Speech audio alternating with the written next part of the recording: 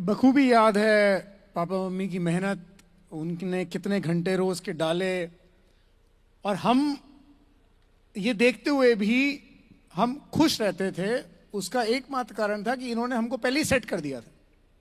Set कैसे कर दिया था कि हमारी ड्रीम एक्सरसाइज तो जब हम 9 साल के थे तभी हो चुकी थी, तो हमें ये काम करते हुए नहीं दिखते थे, हमें हमारा सपना दिखता था।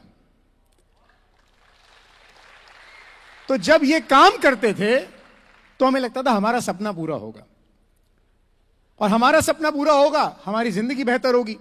इसीलिए मैं जो बात कहता हूं कि जब मैं स्कूल जाता था तो मैं तो स्कूल बस से जाता था, पर वहां पे शंकरलाल जी कोई एक लड़का आता था ब्लैक सोनाटा से, सफेद पोशाक में ड्राइवर शॉफर निकलता था और उसका दरवाजा खोलता था। अब मैं बस से उतर रहा हूं और एक मेरी क्लास में पढ़ने वाला लड़का ब्लैक सोनाटा से, जो 30 लाख रुपए की आती थी उस समय, वो उतर रहा है उससे, तो मेरे पेट में जलन नहीं होती थी, मेरे चेहरे पे मुस्कुराहट होती थी, क्योंकि मैं सोचता था एक दिन अपनी भी आएगी।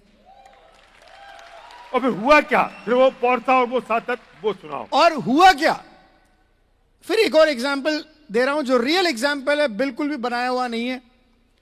2008 में हमारा थोड़ा सा प्रमोशन हो गया, हम बस से वैन में आ गए। तो छोटी वैन जिसमें 3-5-6 बच्चे जाते हैं मिलके क्लब करके कि भाई सब किराया शेयर कर लेंगे। तो हम 10th स्टैंडर्ड में मैं था, शिरीष जी, हम वैन से जाते थे स्कूल। तो मुझे वैन में एक दिन मेरे क्लासमेट ने बोला कि सुन, वो राहुल है ना अपनी क्लास में, मैंने कहा हाँ, वो पोर्शा ले रहा है 1 करोड़ की। तो दोबारा संतोष जी, मेरे पेट में जलन नहीं हुई, मैं मुस्कुराया, मैंने कहा अच्छा वेरी गुड, पोर्शा आती है, कोई ब्रांड है, 1 करोड़ की गाड़ी आती है, अच्छी बात है। राहुल ने पोर्शा ली नहीं ली मुझे पता नहीं, क्योंकि मैंने स्कूल छोड़ दिया 10th स्टैंडर्ड के बाद। आई मूव्ड ऑन, मैं फिलॉसफी पढ़ने के लिए चला गया और मैंने स्कूल छोड़ दिया। साल 2020 आता है, साल 2008 था अतुल जी, अब आता है साल 2020।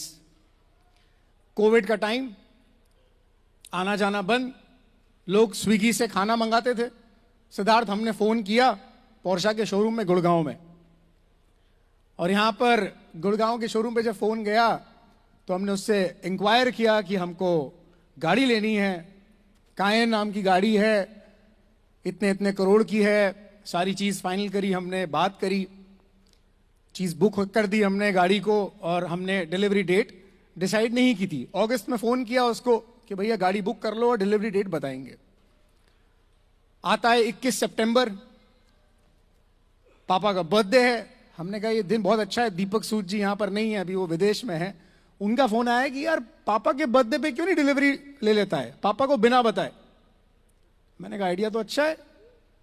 तो पापा को हमने बताया नहीं, और मैं उससे डायरेक्ट टच में आया और मैंने कहा कि डिलीवरी डेट रहेगी 21 सितंबर। हम सोच रहे हैं कि अभी तो लेंगे दिवाली के आसपास, अभी तो बुक कराई है, बुक कराई है अभी तो मैंने कहा ठीक है 21 सितंबर अच्छा दिन है। 5 दिन बाद मुझे पोर्शा के सेल्समैन का फिर फोन आता है, डॉक्टर साहब, वो कहता है सर बधाई हो। मैंने कहा मुझे क्यों किस बात की बधाई, मैं तो गाड़ी ले ही चुका हूं। बोले नहीं नहीं सर, हमने ना जयपुर में एक और गाड़ी बुक कर दी है। तो मैंने कहा आपको बधाई, मेरे साथ बाय 1 गेट 1 फ्री का तो ऑफर है नहीं, मैं एक ले रहा हूं तो आप दूसरी भी दे रहे हो, पर आपको बधाई इस बात की कि आपने एक और गाड़ी बुक कर दी। अब ये लोग ना थोड़े स्मार्ट होते हैं, तो मैंने कहा दूसरी गाड़ी किसकी है? बोले हैं सर एक मिस्टर हैं एक, तो बताते नहीं है। क्यों? क्योंकि आपस में प्राइस शेयर कर लोगे आप। हमने जितना नेगोशिएट किया है सामने वाले ने उतना नहीं किया होगा, 2-4 लाख उससे ज्यादा ले मरे होंगे वो। इसलिए मैं आपको बता दूं, मारुति में फिक्स प्राइस होती है, जितनी बड़ी बड़ी गाड़ी होती है उसमें नेगोशिएशन होता है। आपको क्या एड ऑन चाहिए नहीं चाहिए तो आप नेगोशिएट करते ही हो। 1.5 करोड़ की गाड़ी है तो निश्चित रूप से आप जो बेस्ट प्राइस होगा आप उससे लोगे। तो उसने मुझे नाम नहीं बताया, बोले सर ट्रक में आएंगी दोनों गाड़ियां, और चूंकि सर आपका तो सरप्राइज है, तो मैंने सामने वाली की डेट 21 सितंबर करवा ली है उससे बात करके। मैंने कहा चलो ठीक है, सामने वाली की भी डिलीवरी होगी 21 तारीख को ही, क्योंकि मैं तो मेरे टर्म्स पे गाड़ी ले रहा था, मेरे पिताजी का बर्थडे था, सामने वाले का मुझे पता नहीं था कुछ।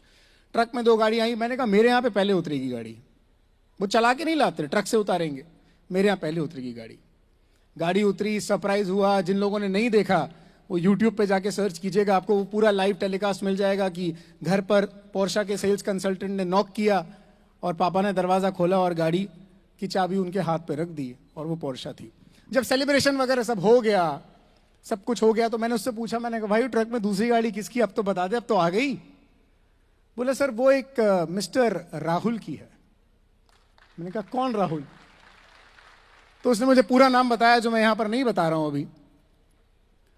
और मेरे चेहरे पे दोबारा मुस्कुराहट थी, क्योंकि दोस्तों वो वही राहुल था जिसके बारे में मैंने सुना था कि वो पोर्शा ले रहा है 1 करोड़ की। उसकी 2008 में नहीं आई, पर 2020 में 2 गाड़ी उतरी, जिसमें एक मेरी और एक उसकी थी। मैंने शाम को राहुल को मैसेज किया, कांग्रेचुलेशंस। तो उसका सामने से रिप्लाई आया, कांग्रेचुलेशंस टू यू टू। फिर मैंने उससे वाकया शेयर किया। मैंने कहा राहुल, उसने मुझे बताया तो मुझे पता चला। बोले मैंने भी उससे पूछा था कि दूसरी गाड़ी किसकी है, तो उसने बताया कि मिस्टर भारल की है। तो सर कि मुझे बिलीव नहीं हुआ। मैंने कहा होगा कैसे दोस्त? कैसे होगा? क्योंकि जब तू गाड़ी से आता था तब हम वैन से आते थे, और आज वो साल है कि जब दोनों की पोर्शा एक साथ ट्रक से उतरी है। बिलीव नहीं होगा, पर वो हो गया आज सामने। अब वो भी कभी कभार पोर्शा में चलते चलते मुझसे टकरा जाता है। तो मुझे लगता है कि दोस्त, तेरे तो दादा ने धंधा शुरू किया था और मेरे पापा ने शुरू किया, 25 साल में हम यहां पर पहुंच गए। ये है सपना।